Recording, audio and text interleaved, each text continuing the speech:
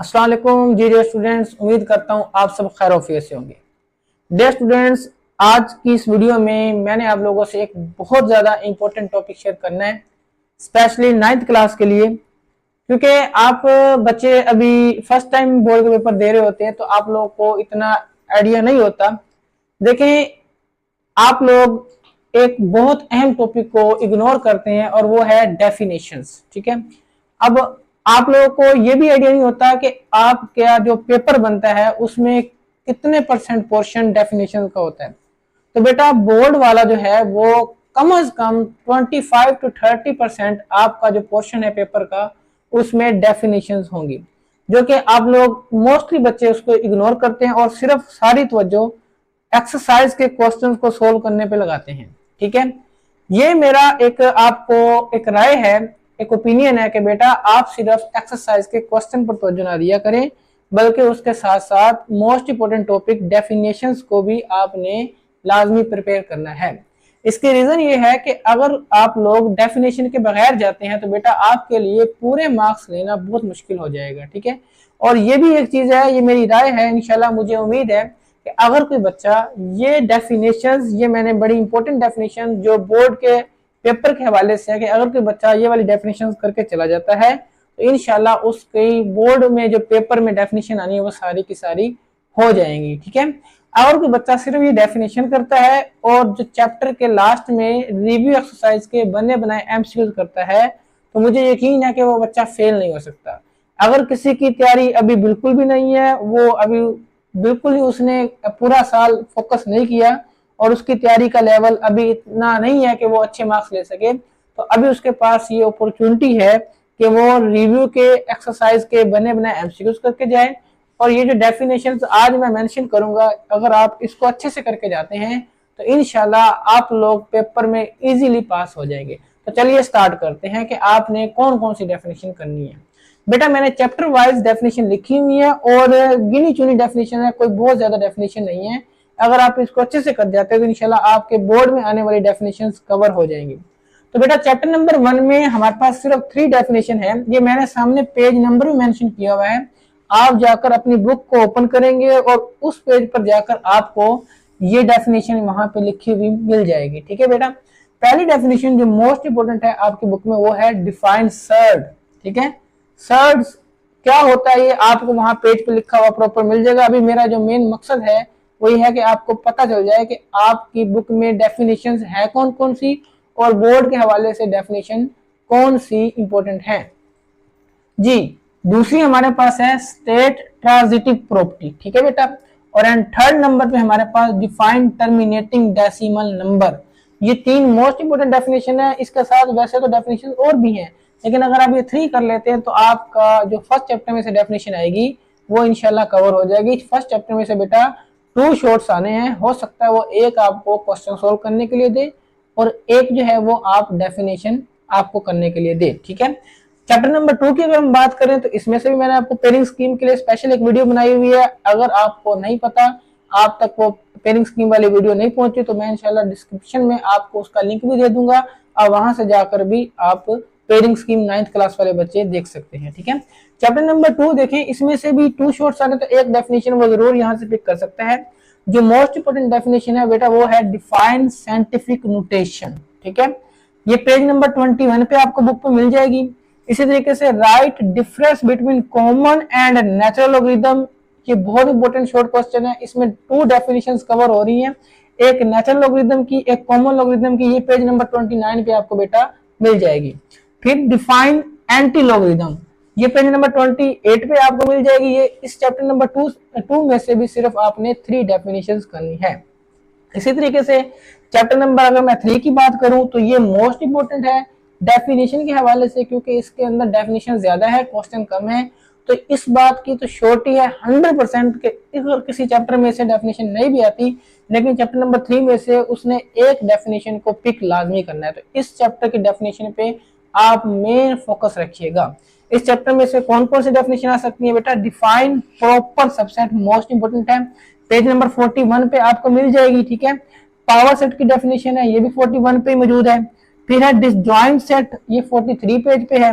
इसी तरीके से union and intersection of two sets, ये बेसिक है, आप बचपन से ही पढ़ते आ रहे हैं कि union of two sets, intersection of two sets, इसकी डेफिनेशन फिर भी आपको पेज नंबर 43 पर प्रॉपर बुक के अंदर लिखी हुई मिल जाएगी। इसी तरीके से फिर नेक्स्ट हमारे पास डेफिनेशन आएगी define difference between two sets. Two sets का डिफरेंस क्या होता है, ये भी मोस्ट इंपोर्टेंट डेफिनेशन है बेटा, ये पेज नंबर आपको 43 पे मिल जाएगी। इसी तरीके से right De Morgan law, most important short question है, वो अक्सर पूछ रहा है कि डी मॉर्गन लॉ को लिखें, तो ये भी आपको पेज नंबर 45 पे बेटा लिखा होगा, बुक के अंदर मिल जाएगा।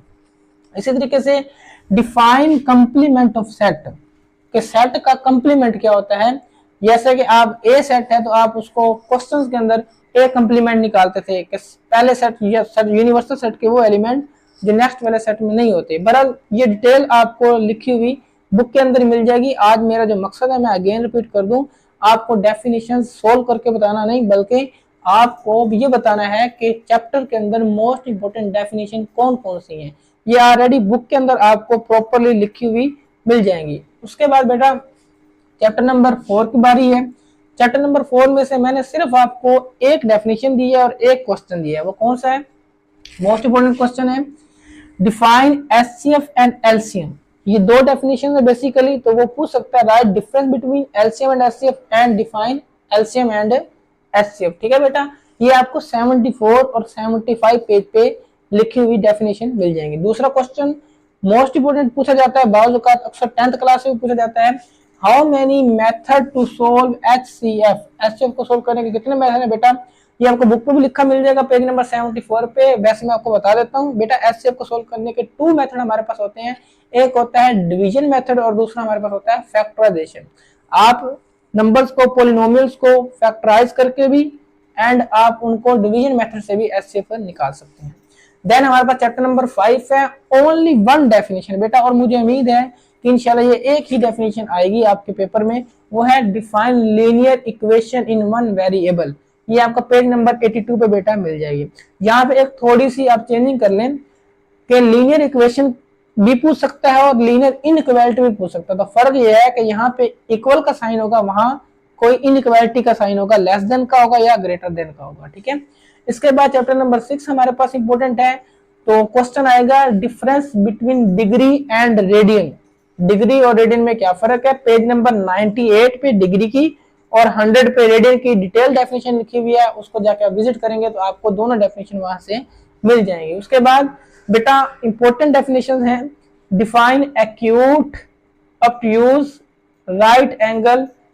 ये 3 डेफिनेशन हैं, ये भी आपको चैप्टर 6 में भी हैं और देन चैप्टर नंबर आपको 9 में भी ये मिल जाएंगी। 200 पेज चैप्टर नंबर 9 में ये आपको डेफिनेशन वहां पे लिखी हुई मिल जाएगी बेटा। उसके बाद है डिफाइन कोऑर्डिनेट प्लेन। ठीक है, अक्सर वो कंसेप्चुअल क्वेश्चन में ये पूछता है कि कोऑर्डिनेट प्लेन क्या होता है, तो बेटा ये पेज नंबर 98 पे आपको ये डेफिनेशन मिल जाएगी। इसी तरीके से बेटा अगर हम चैप्टर नंबर 7 की बात करें तो चैप्टर नंबर 7 में से हमारे पास 3 शॉर्ट आने हैं, तो चांसेस यही है कि इस चैप्टर में से भी वो डेफिनेशन जरूर पिक करेगा। अब वो कौन कौन सी डेफिनेशन इंपॉर्टेंट है जो उसने बोर्ड में पेपर में उठानी है, वो मैं आपसे भी डिस्कस करता हूँ जी। डिफाइन, फर्स्ट हमारे पास है डिफाइन एब्सिसा एंड ऑर्डिनेट। ये एब्सिसा और ऑर्डिनेट क्या होता है, बाज़ औक़ात वो सिर्फ एक भी पूछ सकता है, डिफाइन एब्सिसा या सिंपल डिफाइन ऑर्डिनेट, या दोनों जो मैंने आपको लिख के दिखाई वो भी पूछ सकता है। ये आपको पेज नंबर 124 बुक के पेज नंबर 124 पे मिल जाएगी। ठीक है बेटा, उसके बाद define collinear points. Collinear points क्या होते हैं, ये आपको 123 पे मिल जाएगी।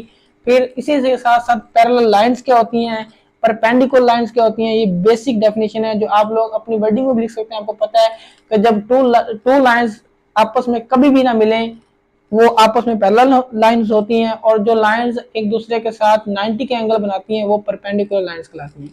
ये आपकी बुक पे लिखी हुई है, आप इसको वहां जाकर विजिट भी कर सकते हैं। देन हमारे पास चैप्टर नंबर 9 है बेटा, इसमें से भी 3 शॉर्ट्स आने हैं, तो एक डेफिनेशन जरूर पिक करेगा वो यहाँ से। इसमें कौन कौन सी है, चंद एक है, 2-3 है, वो आप इसको अच्छे से देख के जाइएगा। पहले define polygon, similar triangle and congruent figures. बेटा ये तीनों डेफिनेशन आपको 161 पे मिल जाएंगी, आपने वहां जाके इनको अच्छे तरीके से याद कर लेना है। इसी तरीके से चैप्टर नंबर 10 हमारे पास है, इसमें ज्यादा डेफिनेशन बनती है, इसमें 2 शॉर्ट्स आने हैं बेटा, एक डेफिनेशन जरूर आएगी और एक शॉर्ट क्वेश्चन यहाँ से आ सकता है। तो कौन कौन से शॉर्ट क्वेश्चन डेफिनेशन आ सकते हैं ये हम यहाँ पे देखते हैं। Right general form of linear function. अब देखिए यहाँ पे सारा ये चैप्टर फंक्शंस वाला है, ठीक है, फंक्शंस एंड ग्राफ चैप्टर का नाम है। तो यहाँ वो आपसे पूछ सकता है define general form of linear function, या सिर्फ ये कह सकता है what is linear function, what is linear function, quadratic function, cubic function, reciprocal function and exponential function. ये 5 फंक्शंस आपके बुक में मौजूद हैं। पेज नंबर 186, 187, 189 इन पेजेस पर ये फंक्शन मौजूद है। 5 डेफिनेशन दोबारा बता देता हूँ। Define linear function, define quadratic function, define cubic function, define आपके पास रेसिप्रोकल फंक्शन एंड डिफाइन आपके पास जो है वो एक्सपोनेंशियल फंक्शन। ये 5 डेफिनेशन आपने अच्छे से तैयार कर लेनी है। तो उसके बाद हमारे पास चैप्टर नंबर 11 आएगा, उसमें क्या होगा जी। तो बेटा चैप्टर नंबर 11 में हमारे पास फिर कौन सी डेफिनेशन होगी, मोस्ट इंपोर्टेंट डेफिनेशन है चैप्टर नंबर 11 स्पेशली आपने करके जाना है, क्योंकि चैप्टर नंबर 11 में ज्यादा डेफिनेशन है। तो यहाँ पे चांसेस ये हैं, देखिए चैप्टर नंबर 11 से बेटा आपके पास 2 शॉर्ट्स आने हैं। अब हो सकता है कि वो दोनों डेफिनेशन ही पूछ ले, या बेटा एक डेफिनेशन आपसे पूछेगा और एक जो शॉर्ट क्वेश्चन होगा उसमें आपसे ट्राइंगल बनाने के लिए कहेगा। ज्यादा चांसेस यही है कि आपसे दोनों के दोनों डेफिनेशन पूछेगा, लेकिन फिर भी अगर वो सिर्फ डेफिनेशन एक डेफिनेशन पूछता है और एक आपसे शॉर्ट करवाता है तो भी कोई प्रॉब्लम नहीं है, आपने डेफिनेशन करके जानी, इंशाल्लाह आपकी डेफिनेशन हो जाएंगी जी। चैप्टर नंबर 11 की अगर हम बात करें तो इसमें हमारे पास define median of a triangle, ठीक है, ये पेज नंबर आपको 204 पे मिल जाएगी, ठीक है। फिर डिफाइन पॉइंट ऑफ कंकरेंसी के पॉइंट ऑफ कंकरेंसी क्या होता है ये भी आपको 204 पे मिल जाएगी।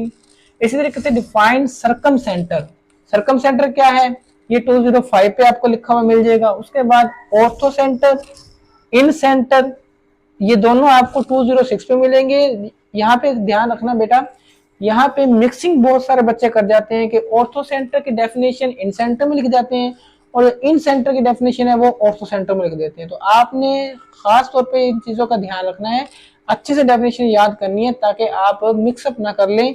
दोनों की डेफिनेशन बहुत ज्यादा मिक्सअप होती है, तो आपने अच्छे से याद करके जाना है कि ऑर्थो सेंटर में क्या होता है और इन सेंटर में क्या होता है। देन आप देखेंगे एल्टीट्यूड ऑफ अ ट्राइंगल, इसकी भी आपको 206 पे डेफिनेशन मिल जाएगी। और एट द एंड हमारे पास जो लास्ट डेफिनेशन है वो है सेंट्राइड, ये आपको 205 पे मिल जाएगी। यहाँ पे फिर मैं अगेन आपको बता दूं कि बेटा आपने incentre, orthocentre, circumcentre और सेंट्राइड, इन चारों का स्पेशली ध्यान रखना है। ये एक दूसरे के साथ मिक्स होती है, बच्चे कंफ्यूज हो जाते हैं कि किसमें कौन सी डेफिनेशन लिखनी थी, तो इनको अच्छे से आपने करके जाना है। फिर हमारे पास नेक्स्ट चैप्टर नंबर 12 आता है, उसमें हमारे पास कौन कौन सी डेफिनेशन है उसको देख लेते हैं। फर्स्ट डेफिनेशन है difference between group and ungroup data, कि बेटा ग्रुप डेटा क्या होता है और अनग्रुप डेटा क्या होता है। ये आपको पेज नंबर 216, 216 पे आपको लिखा हुआ मिल जाएगा। फिर डिफाइन फ्रीक्वेंसी डिस्ट्रीब्यूशन, बेटा मोस्ट इंपोर्टेंट इसके ऊपर मैं लिख रहा हूँ, इंपोर्टेंट डेफिनेशन है और बोर्ड में इसके आने के चांसेस 100% है कि यही डेफिनेशन आएगी। तो डिफाइन फ्रीक्वेंसी डिस्ट्रीब्यूशन बेटा ये 216 पे आपको मिल जाएगी।